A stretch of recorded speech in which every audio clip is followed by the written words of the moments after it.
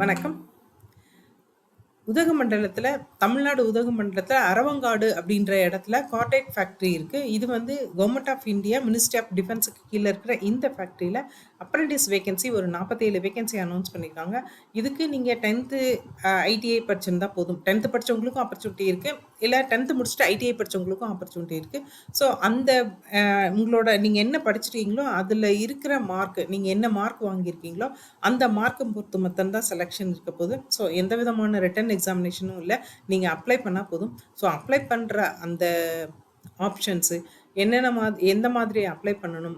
எவ்ளோ வேகன்சி அது வந்து எப்படி வந்து பிரேக்கப்ஸ் குடுத்துருக்காங்க. கவர்மெண்ட் ஆஃப் இந்தியா அப்படின்றதுனால பிரேக்கப்ஸ் எப்படி குடுத்துருக்காங்க கேட்டகரி வைஸ்.